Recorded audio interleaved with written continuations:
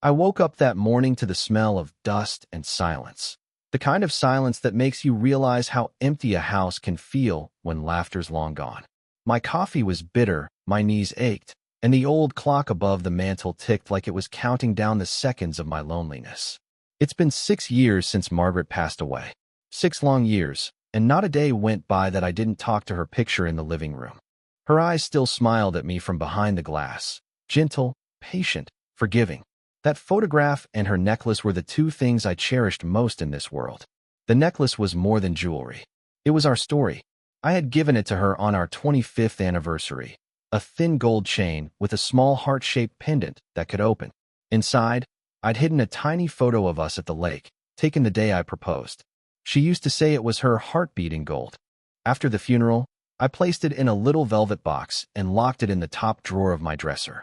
Sometimes, on rough nights, I'd take it out, just to feel like she was near.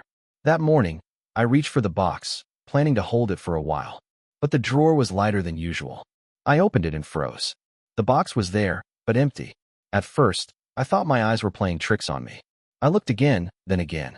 The necklace was gone. My pulse quickened, my hands started to shake. I searched every drawer, every shelf, even the floor, whispering to myself like a man possessed. "Where are you, sweetheart? Where is it?" Then I heard footsteps upstairs. "Emma," I called out, my voice trembling. "Did you touch your mother's jewelry box?"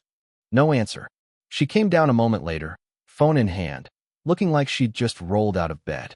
My daughter, 27, smart, beautiful, but lately distant. The kind of distant that no amount of talking could fix. "What's wrong, Dad?" she asked casually, scrolling through her phone.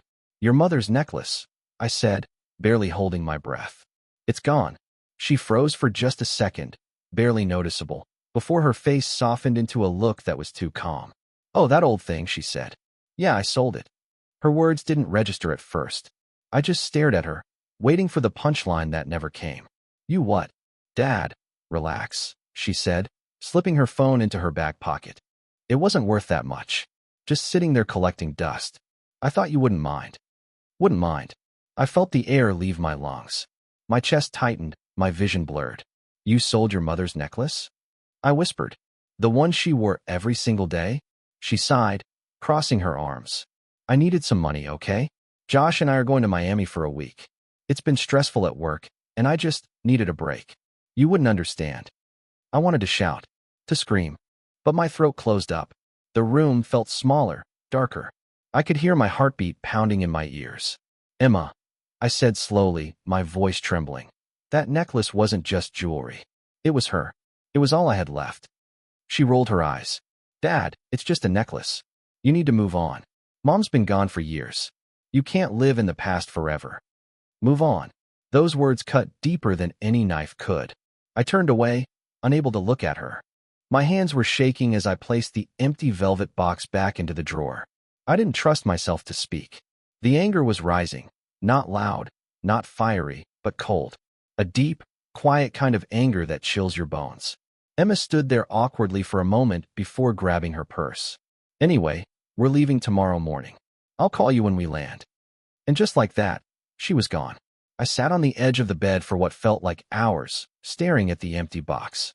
Memories flooded back, Margaret laughing in the kitchen, the sound of her bracelet clinking against the counter, the way she'd touched that necklace every time she was nervous. I thought about how she'd trusted Emma with everything. How she used to say, "She's got my heart, Ed. Be patient with her." But patience had turned into grief, and grief had turned into something colder. That night, I couldn't sleep. I kept imagining Margaret's voice, soft, disappointed. The necklace was gone, but it felt like I'd lost her all over again. Around midnight, the phone rang. An unknown number. I hesitated for a moment before answering. "Hello." A man's voice came through, calm but uncertain. "Good evening. Is this Mr. Edward Turner?" "Yes," I replied, confused. "Who's this?" "I'm sorry to bother you, sir. My name's Daniel. I run a small pawn shop on Maple Street. I think I have something that belongs to you." My heart skipped a beat. He continued, "It's a gold necklace. A heart-shaped pendant. But, sir, I opened it to check the condition before listing it. And, well, there's something inside you might want to see." "What do you mean?" I asked, my voice tightening. He paused. There's a note, folded up real small. It's addressed to you. My hand trembled as I gripped the phone. A note? Yes, sir. Looks old, maybe years. But it's definitely from your wife. For a moment, I couldn't breathe. The world around me blurred into nothing but static and heartbeat. The necklace wasn't just a keepsake. It was a message, one I was never meant to find this way. The next morning, I was already waiting outside the pawn shop before it opened. The air was crisp, the sun barely above the buildings, but my palms were sweating. I hadn't felt this kind of anticipation since the day I proposed to Margaret. The same mix of fear and hope twisting in my stomach. The small bell above the door jingled as I walked in. The place smelled of old wood and polish, filled with glass cases that reflected dim light. Behind the counter stood a man in his 50s with thinning hair and kind eyes. He looked up, surprised. "Mr. Turner?" he asked. I nodded. "You must be Daniel." He gave a soft smile. "Yes, sir. I'm glad you came." He reached under the counter and carefully set down a small velvet pouch. "I kept it safe for you. Didn't want to sell it once I saw the note." I stared at the pouch, afraid to touch it, like it might vanish the moment I reached out. Daniel continued, "Your daughter sold it 2 days ago. Said it was her mother's, but didn't mention anything about a note inside. I only found it when cleaning the pendant." I swallowed hard. She didn't know. He nodded sympathetically. I figured as much. "Here." My hands trembled as I opened the pouch. Inside was the necklace, glinting faintly under the shop lights, still beautiful, still hers. But it felt heavier now, as if it carried the weight of a ghost. I unclasped the tiny heart and saw a small folded piece of yellowed paper tucked inside. My breath caught. Margaret's handwriting, unmistakable, curved, neat, soft. For a moment, the world disappeared. I was no longer standing in a pawn shop. I was back in our old house, watching her at the kitchen table, scribbling on notepads and humming under her breath. She always left me little notes, reminders, encouragements. "I love yous" hidden in my lunchbox or jacket pocket. But this one she'd hidden where I'd never think to look. I unfolded it slowly, careful not to tear the fragile paper. "Edward, if you're reading this, it means I've already gone. I didn't want to say this while I was sick because I knew you'd blame yourself, but there's something you should know. Promise me you won't shut yourself off from life. Promise me you'll keep loving, even when it hurts. Emma will need you more than she'll ever admit. She's stubborn, just like her father. But her heart is good. She just hides it behind her pride. One day, she'll make a mistake that will test your love for her. Don't let anger win. She'll need your forgiveness more than anything. I trust you'll find the right way, my love. Always yours, Margaret." By the time I reached the end, my vision was blurred. The words smeared under my tears. I pressed the note to my chest, unable to breathe. Daniel stood quietly behind the counter, his hands folded. "Sir, are you all right?" I nodded weakly, forcing a trembling smile. She always knew how to find the right words. I whispered, "Even from the grave." I asked him what I owed for the necklace, but he shook his head.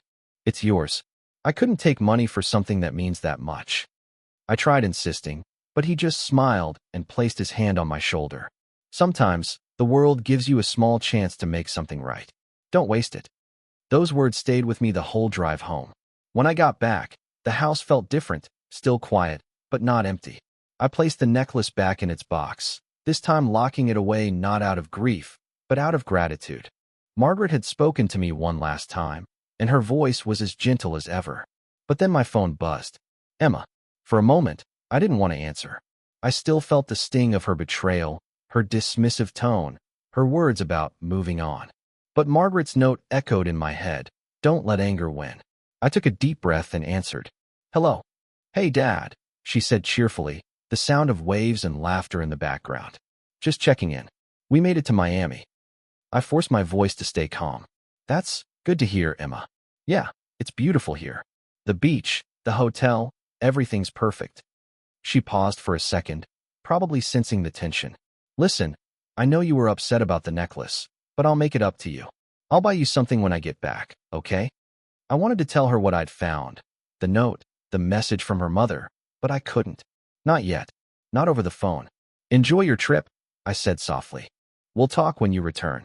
"Love you, Dad," she chirped before hanging up. For a long time, I just stood there, staring at the phone. She had no idea. That night, I took Margaret's note and framed it beside her picture. The handwriting, though faded, felt alive. I could almost hear her voice whispering through the words. But peace didn't last long. A few days later, around midnight, my phone rang again, same unknown number. I hesitated, thinking it was Daniel, maybe with some follow-up. But when I answered, a woman's voice spoke. Nervous, shaky. Mr. Turner? I'm sorry to bother you, but you need to know something about your daughter. My stomach dropped. Who is this? I work at the same resort she's staying at. I don't want to cause trouble, but there's been an incident, and I think you should come here. My heart began to race. Is she all right? The woman hesitated. Physically, yes. But, sir, she's in a lot of trouble. You might want to come as soon as you can. The line went dead. I stood there in the dark, gripping the phone like it was my last connection to the world. The house was silent, the clock ticking louder than ever. Margaret's words echoed again. She'll make a mistake that will test your love for her. I closed my eyes and whispered to the empty room. All right, sweetheart. I'm listening. Then I grabbed my coat, the necklace, and the note, and booked the first flight to Miami. The plane touched down just after sunset. Through the small oval window, I could see the coastline stretching like a band of gold under the fading sky. Palm trees swayed lazily in the wind, and somewhere below, my daughter was living a life I didn't recognize. The flight felt longer than it was. I hadn't traveled since Margaret passed. The last time I'd been on a plane, she was beside me, laughing at the turbulence, squeezing my hand, whispering how much she hated airplane food. Now, every sound, the hum of the engine, the shuffle of passengers, only reminded me of how alone I was. When I stepped out into the humid Miami air, I felt sweat gather on my palms despite the evening breeze. The woman who had called me, her name was Linda, had texted the address of the resort. Seaside Palms Luxury Hotel. It sounded expensive. Too expensive for someone who'd needed to sell her mother's necklace just to afford the trip. The taxi ride was quiet, just the faint hum of the tires and the glow of neon lights flickering across the windshield. I caught my reflection in the window, old, weary, out of place. Vacation, sir? The driver asked. I almost laughed. Not exactly. He nodded knowingly, as if he'd heard that answer before. When I arrived, the resort was lit like a movie set. White marble floors, palm trees wrapped in fairy lights, couples walking hand in hand, laughter echoing from the poolside bar. Everything was too perfect, too loud. It felt like a place people came to forget who they were. I walked to the front desk, the clerk greeting me with a rehearsed smile. Good evening, sir. Checking in. I'm here to see my daughter, I said quietly. Emma Turner, room 507. Her fingers hesitated over the keyboard. I'm sorry, sir, but she's currently not. Before she could finish, I heard a familiar voice behind me. Dad. I turned around. Emma stood a few feet away, wearing a bright sundress, her hair still damp from the pool, a cocktail in her hand. But her smile faltered the moment she saw my face. What are you doing here? She asked, the color draining from her cheeks. I studied her for a long moment. I got a call, I said simply. Someone told me you were in trouble. Her eyes widened, and she glanced around nervously. Who called you? That's ridiculous. I'm fine. Emma, I said softly, don't lie to me. She sighed, setting her drink down on a nearby table. Dad, please, this is not the time. Josh is coming down any minute. We're having dinner with some friends. Can we talk later? Later, I repeated. Do you have any idea how terrified I was? I flew across the country because someone said you were in trouble. Her frustration boiled over. You're overreacting like always. I'm an adult, Dad. You don't have to show up every time I make a decision you don't like. Before I could reply, a tall young man in a linen shirt walked up, sunglasses still hanging from his collar. Josh. I'd seen him once before, months ago, polite but distant, the kind of man who smiled without warmth. Hey, Mr. Turner, he said smoothly, extending a hand. Didn't expect to see you here. I ignored his hand. Neither did I. He gave a small smirk, then turned to Emma. Everything good, babe? She nodded quickly. Yeah, Dad was just leaving. I felt a wave of anger rise inside me, but forced it down. Not here. Not now. I could feel eyes on us. The receptionist, passing guests, the quiet hum of gossip in the air. Margaret's words echoed in my head again. Don't let anger win. I'll wait outside, I said quietly. We'll talk privately. I stepped out into the warm night air, and sat on a bench overlooking the beach. The sound of the waves calmed me, though my chest still felt tight. I opened the small box in my pocket, the necklace glinting faintly in the moonlight. Her note was folded neatly beside it, safe. After what felt like an hour, Emma finally came out. Her voice was softer this time, the arrogance gone. "You shouldn't have come, Dad." I looked up at her. "Then tell me why someone called me." "A woman from this resort said you were in trouble." She sat beside me, her eyes darting nervously toward the hotel. "Linda," she whispered. "Oh God." I frowned. "So you do know her?" "She's the hotel manager," Emma said, voice trembling now. "It's complicated." I waited. After a moment, she exhaled sharply and whispered, "Josh isn't who I thought he was." My heart sank. He said he'd take care of everything. The flights, the hotel, the car rental. But then his card got declined when we checked in. He told me not to worry, that he'd handle it. She gave a humorless laugh. And then he convinced me to sell Mom's necklace. Said it was stupid to hold on to something that just collects dust. He said he'd pay me back after the trip. I clenched my jaw, forcing myself to stay silent. Then last night, she continued, he left the room to meet a friend. I woke up at 2 a.m., and he was gone. I checked my bag, my wallet, my cards, even my phone, gone too. He left me with nothing. Her voice cracked. The hotel said the bill wasn't paid. They were going to call the police if I didn't settle it by morning. Now I understood Linda's call. "Emma," I whispered. She wiped her eyes with the back of her hand. I was so stupid. I thought he loved me. I thought I could trust him.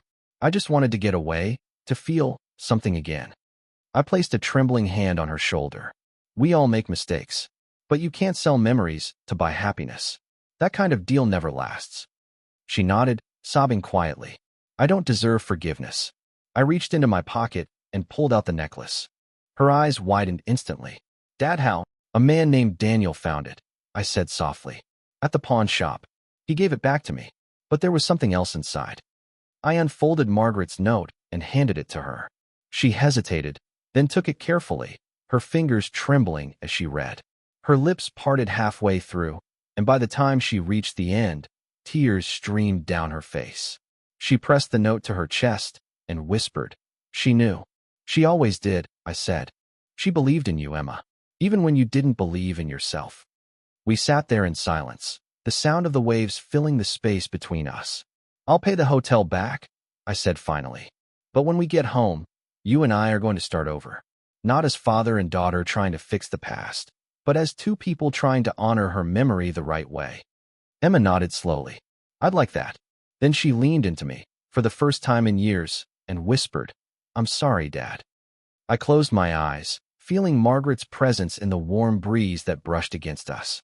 For the first time in a long time, I didn't feel angry. I felt peace. But just as I began to believe things might finally be right again, my phone buzzed. An unknown number. "Mr. Turner," a voice said when I answered, cold and direct. "We're calling from the Miami Police Department. We've found your daughter's boyfriend, Josh Miller, and you're going to want to hear what he's been up to." I froze when I heard the voice on the phone. The officer's tone was steady, calm, but beneath it, there was something heavy, something that told me this wasn't just about a stolen wallet or unpaid hotel bill. "Yes, this is Edward Turner," I said carefully. "What's happened?" "Mr. Turner, we've detained a man named Joshua Miller. He's currently in custody. We'd appreciate it if you could come down to the Miami Beach Police Department to confirm a few details." I glanced at Emma, who was still sitting beside me, clutching her mother's note like it was the only thing keeping her together. Is he hurt?" I asked. "No, sir," the officer replied. "But it appears Mr. Miller has been involved in several ongoing fraud investigations. We found some personal items in his possession that might belong to you or your daughter." My stomach twisted. "We'll be there shortly." When I hung up, Emma's face had gone pale. "What did they say?" "They found him," I said quietly. "He's been arrested, and they think he's done this before." Her lips trembled. "Oh my God." We took a cab to the station. She didn't speak a word the entire ride, just stared out the window, watching the city lights blur into streaks of gold and blue. I kept my hands folded in my lap, the necklace safely in my pocket, Margaret's note still echoing in my head. Don't let anger win. When we arrived, the front desk officer recognized my name immediately. "Mr. Turner? Detective Alvarez will see you." He led us into a small, cold room that smelled faintly of coffee and disinfectant. Behind the metal table sat a woman in her 40s, sharp eyes, calm presence, the kind of person who could read a lie before you said it. "Mr. Turner, Miss Turner," she greeted us. "I'm Detective Alvarez. I assume you're here about Joshua Miller." Emma nodded silently. The detective opened a file. "We've been tracking Mr. Miller for a few months now. He's a con artist. Targets older men and women, or young women with access to assets. He's been in and out of trouble across 3 states. Fake investments, identity theft, romance scams. We found multiple fake IDs on him, and..." She slid a clear evidence bag across the table. "This was in his backpack. Inside was Emma's phone, her credit cards, and her mother's photo, the one that used to sit on my living room shelf." I felt my throat tighten. "That's my wife," I said softly. "He had this." "Yes," Alvarez replied. "We believe he took it from your daughter's bag along with her other belongings. We're still going through his laptop and financial records. There's a pattern we're trying to understand." Emma finally spoke, her voice trembling. "Was he using me? From the start?" The detective looked at her gently. "I'm afraid so. He had debts, and your last name, Turner, must have caught his attention. Your father's company pension, his house, anything that could look valuable. He planned to gain your trust, and then use it." Emma broke down, covering her face with her hands. "I'm such an idiot." I reached for her hand. "No, you're not," I whispered. "You're just human. You trusted the wrong person, something your mother warned me about years ago." Detective Alvarez paused. "You said your wife warned you?" I nodded, thinking back. Before she passed, she told me she had one fear, that Emma's kindness would lead her into the arms of someone who didn't deserve it. The detective nodded slowly. Seems she was right. Then her tone shifted slightly. "But there's something else, Mr. Turner. When we went through the items we recovered from Mr. Miller, we found several documents, old letters, even a few pieces of jewelry. One of those letters had your wife's name on it." I blinked. "My wife's name?" She opened a folder and pulled out a photocopy. The letterhead was faded, but the handwriting was unmistakable. "Margaret's." The detective continued. "It was addressed to someone named Eleanor Hayes. Do you recognize that name?" My brow furrowed. Eleanor was Margaret's best friend. They taught at the same school years ago, but I haven't heard that name in decades. Alvarez nodded. "We ran a background check. Turns out, Eleanor Hayes passed away 3 years ago. But her grandson," she tapped the folder, "is Joshua Miller." For a moment, I couldn't breathe.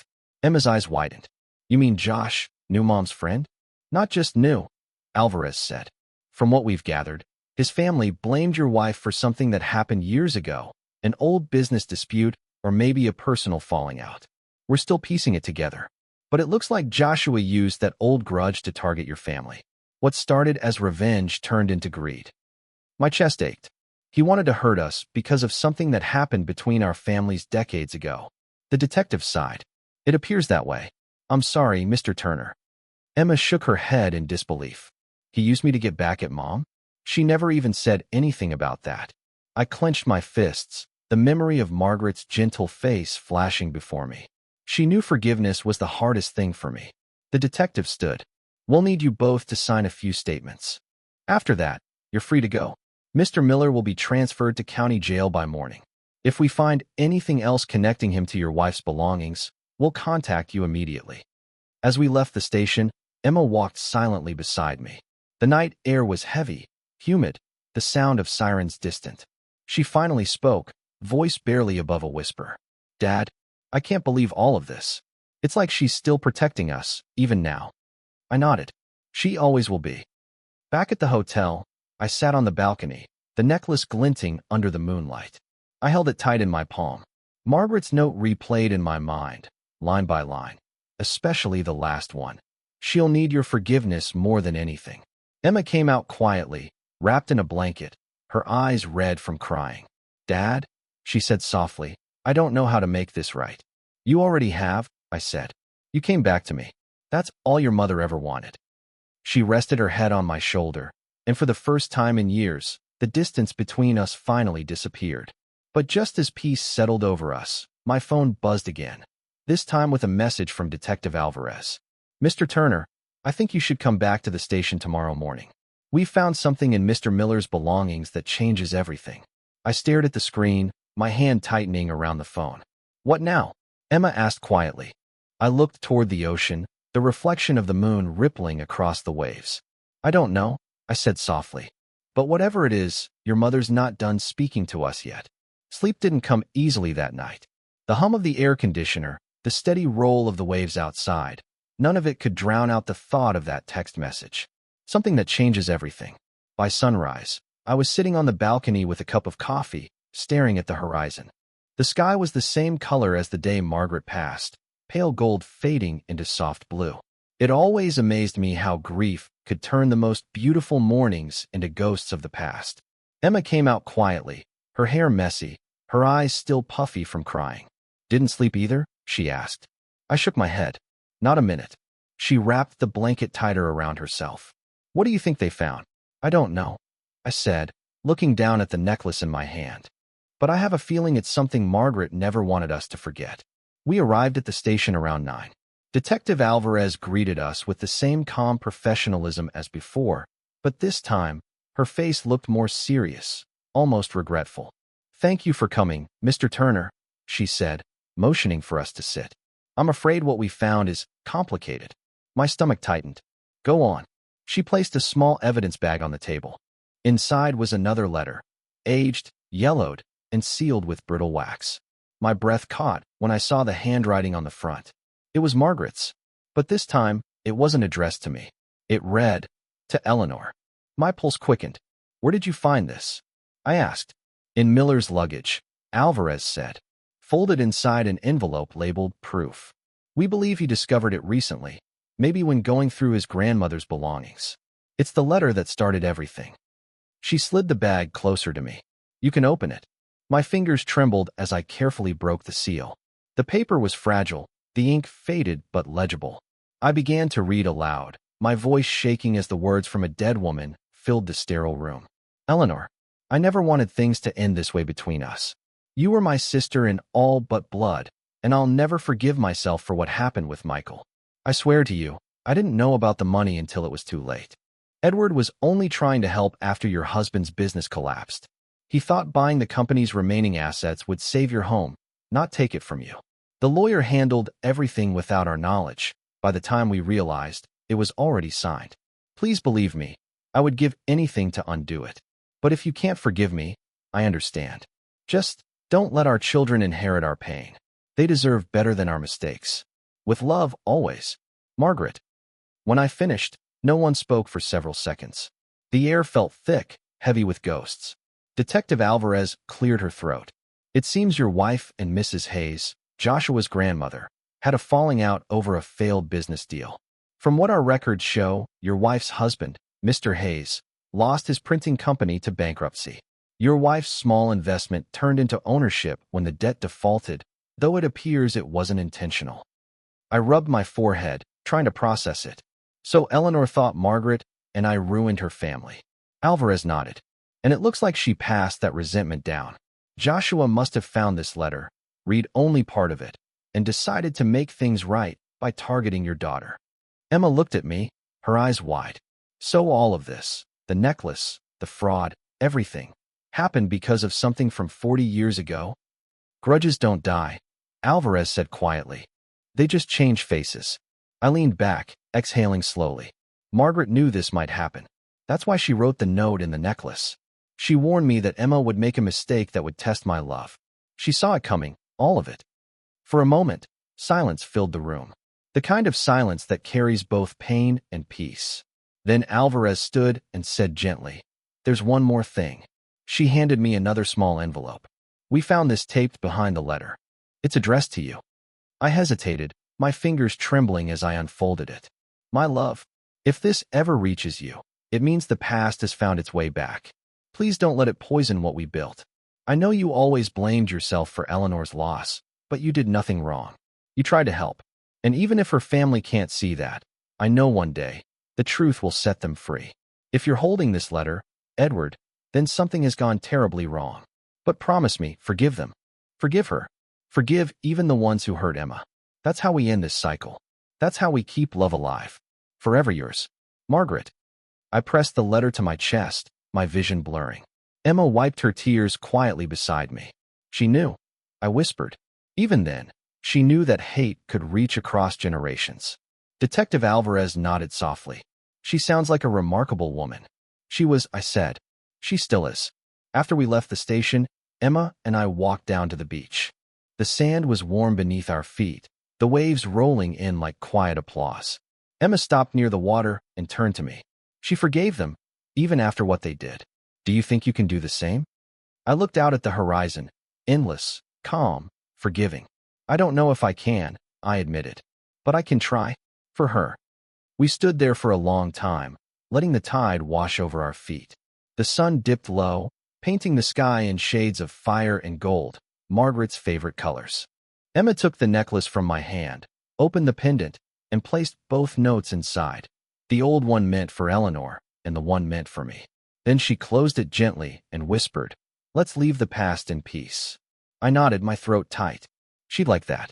We buried the necklace in the sand where the water could reach it, just deep enough to let the tide take what it wanted. When the last glimmer of gold disappeared beneath the waves, I whispered, "Goodbye, my love. And thank you for still guiding us home." As we walked back toward the car, Emma slipped her arm through mine. For the first time in years, it didn't feel like father and daughter walking apart. It felt like family again. But as we reached the parking lot, my phone buzzed once more. Another message from Detective Alvarez. "Mr. Turner, I think you'll want to see this. We've just uncovered a video file from Mr. Miller's laptop. It's addressed to you personally." I stared at the screen, the ocean wind tugging at my shirt, and whispered, "Margaret." What else did he know? That evening, the Miami sky burned in orange and violet as Emma and I returned to the hotel. I'd hoped that after burying the necklace, it would all finally end, that Margaret's ghost could rest, that the past had finally loosened its grip. But the message from Detective Alvarez replayed in my mind like a heartbeat. A video, addressed to me. I called her back as soon as we entered the room. "Detective, it's Edward Turner." "Yes, Mr. Turner," she said. "We've reviewed the footage. It appears Joshua recorded it just before his arrest. I thought you should be the one to see it first." "Is it safe to watch?" I asked, my voice quiet. She hesitated. "It's emotional, sir, but it might give you closure." An hour later, she arrived at our room with a flash drive. She connected her laptop to the TV and pressed play. The screen flickered to life. Joshua sat in a dimly lit room, probably his hotel room, his face pale, eyes bloodshot, a half-empty bottle on the nightstand beside him. The confident young man I'd seen at the resort was gone. What remained was a shell, broken, hollow, haunted. "Edward Turner," he began, his voice hoarse. "If you're seeing this, I guess it means I've been caught." He gave a bitter laugh. "Or worse." He rubbed his face, his hand trembling. "You probably hate me. You should. But before you write me off as just another criminal, you should know. This started long before I ever met Emma." He looked straight into the camera, eyes wet. "My grandmother, Eleanor Hayes, raised me after my parents died. She was a proud woman, strong, but full of bitterness. She used to sit by the window for hours, talking about your wife. How Margaret stole her life, her husband's company, her happiness. She said your family ruined ours. And she made me promise, when I was just a kid, that one day I'd make them understand what loss feels like." He exhaled shakily, looking away. I didn't even know what that meant back then. But when she died, I found the letter Margaret had written to her, the one apologizing. The one you saw at the station. Only, I never read the whole thing. He paused, his jaw tightening. I read the first few lines, the part about her taking the business, about not forgiving herself. That was all I needed to feed my anger. I thought I was carrying out justice. I thought I was doing it for her. But I was just repeating her hate. He swallowed hard, blinking back tears. When I met Emma, I didn't plan to fall for her. She was kind, smart, and she reminded me of everything I'd lost. But I couldn't stop what I'd started. I convinced myself she'd be fine, that I'd just take what I needed and disappear. But she wasn't fine. She cried when I left. She trusted me. He leaned closer to the camera. That broke me more than you'll ever know.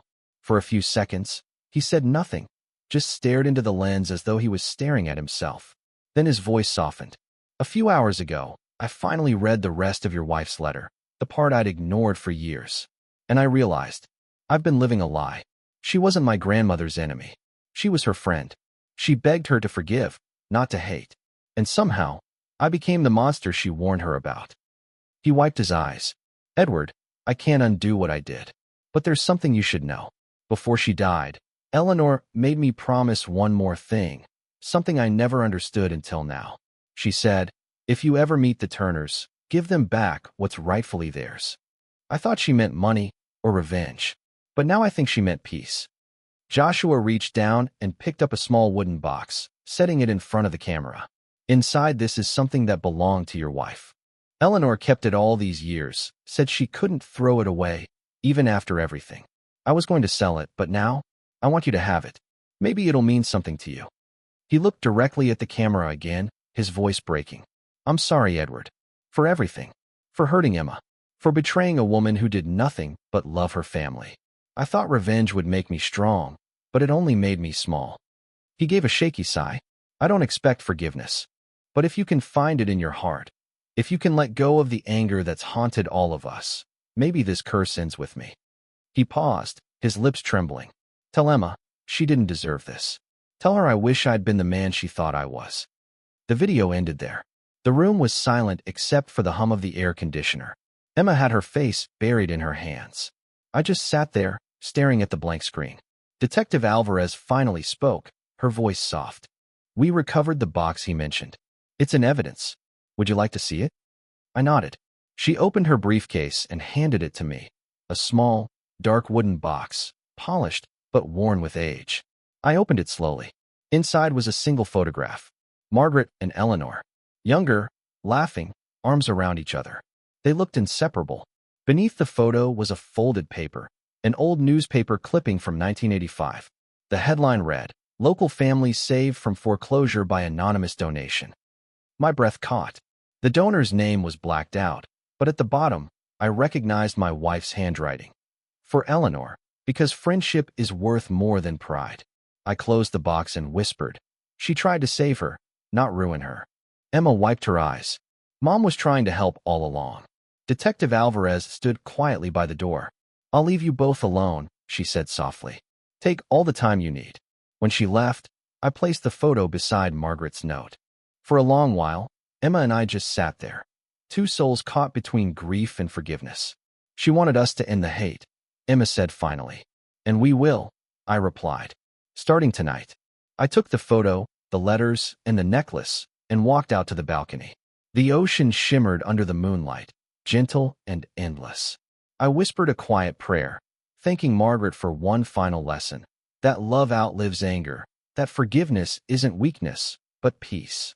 I looked up at the stars and said, It's over now, my love. You can rest. For the first time in years, I felt her presence not as a memory, but as calm. I couldn't sleep that night. Even after the detective left, even after the last wave of tears had fallen, the silence of the hotel room felt impossibly heavy. The kind of silence that carries everything unsaid. Emma had fallen asleep on the couch, her head resting against her arm, her mother's note still clutched gently in her hand. I stood on the balcony, staring at the dark line where the sea met the sky. Somewhere beyond that horizon, the ghosts of our past had finally stopped chasing us. But one ghost still remained, alive, waiting behind prison bars. Joshua Miller. I thought about his video over and over again. The pain in his voice, the regret in his eyes. He'd looked like a man trapped inside his own punishment long before the law caught him. And the way he said my wife's name, Margaret, not with hate, but with guilt, it lingered in my chest like a weight. At dawn, I sat down at the small desk by the window, pulled out a hotel notepad, and began to write.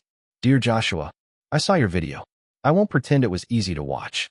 The anger in me still exists, not just for what you did to my daughter, but for how you dragged my wife's memory through the mud of old grudges she tried so hard to bury. But I also saw something in you I didn't expect. Truth. It's rare to see someone face their own lies and not run. You didn't make excuses, you didn't blame anyone else. You looked into that camera and told me the truth, and for that, you already did something most men never will. You said your grandmother filled you with hate. I understand that more than you know. Grief has a way of poisoning love until you can't tell one from the other. I spent years after Margaret died doing the same thing, hating the world, hating God, hating anyone who didn't understand what it meant to lose her. So, no, I don't hate you. You were a boy who inherited someone else's wounds. And instead of healing them, you let them shape you. I did that once too.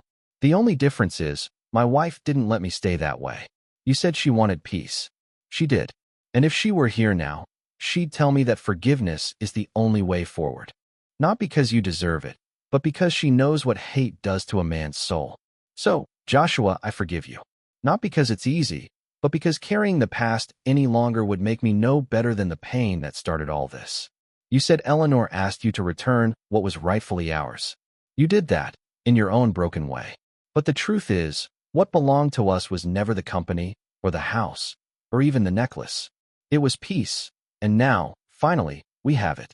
Emma forgives you too.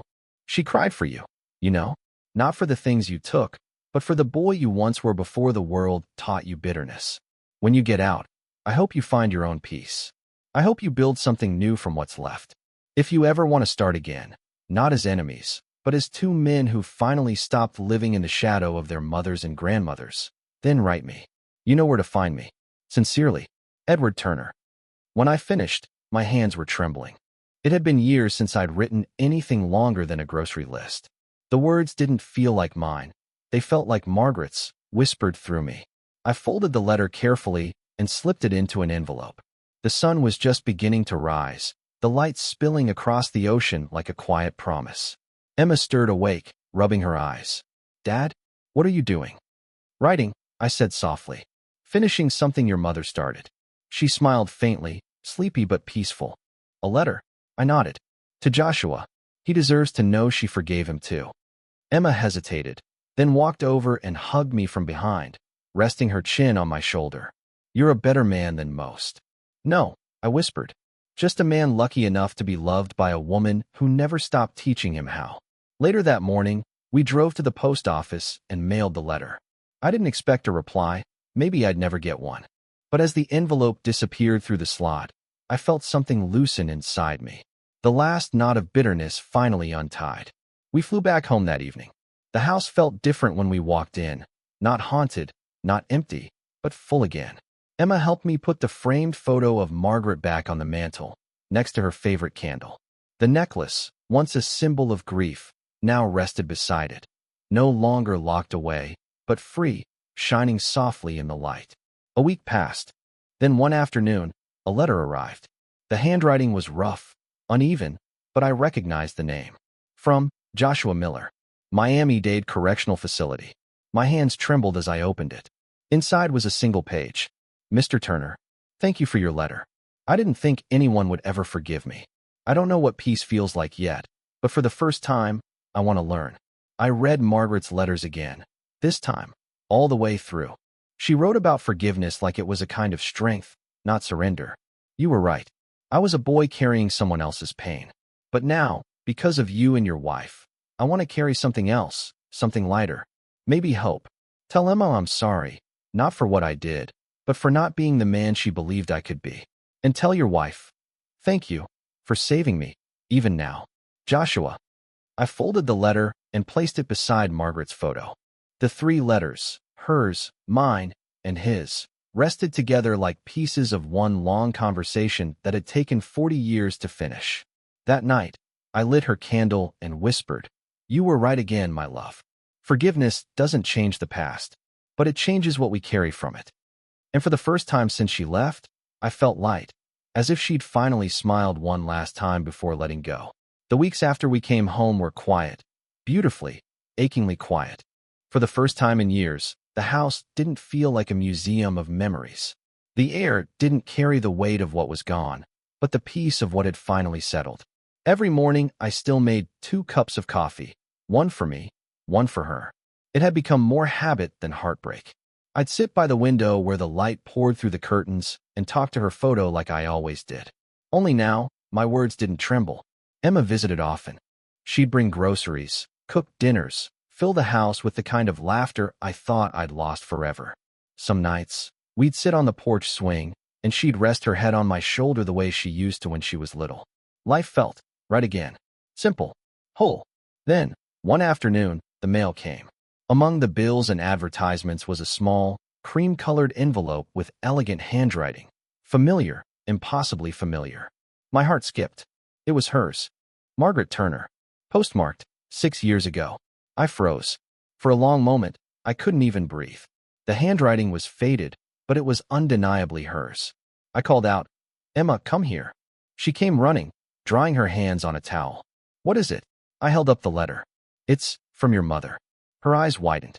"But that's impossible." I carefully opened the envelope. Inside was a folded sheet of paper and a small silver key taped to the corner. My hands shook as I began to read. "My dearest Edward, if this letter ever reaches you, it means time has done what it always does. Carried us to places we can't follow. I left this with our lawyer years ago, to send only if I never made it home from the hospital. You always worried about how you'd live without me. I never worried about that. I worried about whether you'd still live for something after me. So I left you a small gift. It's not jewelry or money or a secret message. It's something that always belonged to us, hope. The key belongs to the old cedar box in the attic. You remember the one? You said you'd fix the hinge, but never did. Well, now you finally have a reason. Inside, you'll find a few things I couldn't bear to throw away. Our first love letters, Emma's drawing from kindergarten, and something else. A journal I started during my last year. I wrote to you every day, knowing you'd one day need my voice again. If you're reading this now, promise me you'll open it only when you're ready to let go of grief and ready to live again. Love always. Margaret. It felt right. It felt like family again. One evening, as we cleaned the dishes, Emma looked at me and said, "You know, Mom would be proud of you." I laughed softly. Your mother was never short on pride, but I think she'd say we're finally listening. She smiled, drying the last plate. "You're keeping your promise." "Promise?" I asked. She nodded toward the window, where the sunset bled into gold and pink. "You told me once you'd live again. For her. You're doing it." I looked out at the horizon. The light was fading, but the warmth remained. "Yeah," I whispered. "I guess I am." A few weeks later, I received a letter, another one from Miami-Dade Correctional Facility. My heart tensed for a moment, then softened. Joshua. I opened it slowly. His handwriting was steadier this time. "Mr. Turner, it's been 3 months since your last letter. The days here are long, but your words give me something to hold on to. I started attending a faith group inside. We talk about forgiveness, about rebuilding. I shared Margaret's story with them, how love outlived everything. Some of the men here said it gave them hope, that maybe they could still become something better. You once said forgiveness isn't about deserving it. I think I finally understand what that means. I don't expect anything when I get out, but I want you to know I'm going to start over. Maybe volunteer like you do. Help someone else the way you helped me. Thank you for giving me back my name, not as a criminal, but as a man who still has a chance to change. Joshua." I folded the letter carefully and placed it beside Margaret's journal. My hands lingered on the cover, soft, worn, alive with her memory. That weekend, I stood on the porch before sunrise. The air was cool and quiet, the world holding its breath before the first light. In the east, the horizon glowed faintly pink. The birds began to stir, and for the first time, I didn't feel like I was waiting for her to come back. I felt like she was already here, everywhere. I whispered, "You were right, my love. The world is still beautiful." As the sun broke over the trees, its light spilled across the porch, warm and golden. I closed my eyes and smiled. For years, I'd woken to emptiness. Now, I woke to purpose. The sunrise promise, that's what I called it in my heart. The promise to greet every day with gratitude, to help others find what I'd lost and rediscovered. I turned and saw Emma standing in the doorway, coffee in hand, smiling softly. "You're up early." "Just keeping a promise," I said. She stepped beside me, handing me a mug. "Then let's keep it together." We stood side by side, watching the sun climb higher, its light washing over the house, over the garden, over the life we'd built from ashes. For the first time since Margaret's passing, I didn't whisper good morning to her photo, because this time, it felt like she was whispering it to me. A year passed. Seasons rolled through the little town like gentle tides. Spring blossoms, summer storms, the quiet sigh of autumn. Life found its rhythm again. Not perfect, not painless, just real. And in that rhythm, something beautiful began to grow. The idea came one evening while Emma and I were having dinner on the porch. The air smelled of lilacs, the same scent Margaret used to love. The sky burned with colors that only appear when the day refuses to die quietly. Emma was flipping through her mother's old journal again. She'd been reading it piece by piece, savoring every entry like a letter from heaven. Then she looked up suddenly and said, "Dad, we should do something with this. Not just keep it between us." I set my fork down. "Do something?" She nodded. "Mom helped so many people without even knowing it. You helped people because of her. What if we made that official? A place where others could come when they lose someone, like we did?" Her voice trembled slightly, but her eyes were steady. "We could call it the Margaret Turner Foundation." I sat back, silent for a long moment. The thought of her name on something alive, something that would keep helping people long after I was gone, it felt right. It felt like destiny catching up. I smiled slowly.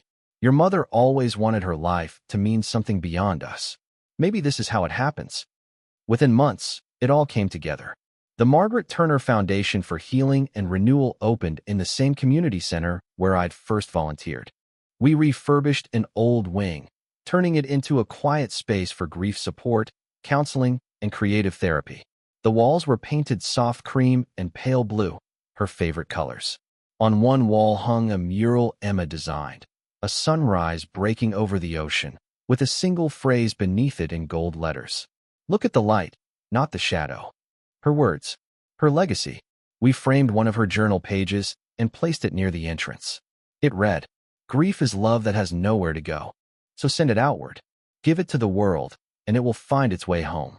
Every time I read it, I felt her beside me, proud, amused, whispering, "See? You finally listened." The foundation's first event was small. A few dozen people gathered, some who had lost spouses, others who had endured years of silent pain. I gave a short speech, though my hands shook the whole time. "Thank you for being here," I began. "For most of my life, I thought grief was an ending. I was wrong. Grief is a doorway, one that leads back to love if you're willing to walk through it." I paused, looking at Emma, who smiled through tears. "My wife, Margaret, taught me that forgiveness doesn't erase pain, it redeems it. That every loss carries a lesson, and every broken heart can still beat for someone else. This place, this foundation, is her voice continuing to speak when mine falls silent." People clapped softly, some crying. I saw faces lift from the weight they carried, if only for a moment. And in that moment, I realized this was her miracle, not a grand act of faith or fortune, but quiet transformation. Weeks turned into months. The foundation grew. We added art therapy for children, grief writing workshops, community dinners for widows and veterans. Emma led most of it. She had her mother's warmth, her ability to make people feel safe just by listening. And me, I became the storyteller. Every Thursday, people gathered around to hear the story of the necklace that carried 2 notes. Each time I told it, it changed a little, not the facts, but the feeling. It became less about pain and more about the chain of forgiveness that connected 4 generations of broken hearts, from Margaret and Eleanor, to Joshua, to Emma and me. One evening, after a session, I received another letter from Joshua. It was short, written in neat, calm handwriting. "Mr. Turner, I've been released. I found work at a small church in Orlando, helping with community outreach. I tell people your wife's story every week. I don't know if I'll ever fully forgive myself, but I'm learning to forgive the world, and that's a start. If you ever visit, I'd be honored to shake your hand. Joshua." I folded the letter slowly, a deep peace washing over me. "He made it," I whispered. Emma smiled when I told her. "Then Mom's work is still going," she said. The first anniversary of the foundation came with a surprise. The City Council awarded us the Heart of Hope Community Service Medal. At the ceremony, the mayor handed me the plaque and said, "Mr. Turner, your story reminded us that love doesn't die. It multiplies." I didn't have words. I just looked at Emma, then up toward the light streaming through the stained glass window above us. The sunlight hit the mural perfectly, the gold letters glowing. "Look at the light, not the shadow." I smiled and whispered, "You did it, Margaret. You really did it." Now, as I write this, sitting by the same window where I used to speak to her photo, I realize that the story didn't end with her death, or with forgiveness, or even with the foundation. The story never ended at all. It just changed hands. Every person who walks through those doors, every heart that begins to heal, they carry a piece of her forward. And maybe that's what eternity really is. Not endless time, but endless love passed from one soul to another. Outside, the morning sun begins to rise. Warm, golden, familiar. I stand and whisper, as I always do. Good morning, my love. But this time, I hear her answer in the breeze through the trees, gentle and certain. Good morning, Edward. You kept your promise. I close my eyes, smiling. The necklace glints softly on the windowsill, the 3 letters resting beside it. Hers, mine, and his. And in that quiet room filled with sunlight, I finally understand. Margaret's story was never just about loss. It was about learning to love so deeply that even death couldn't silence it.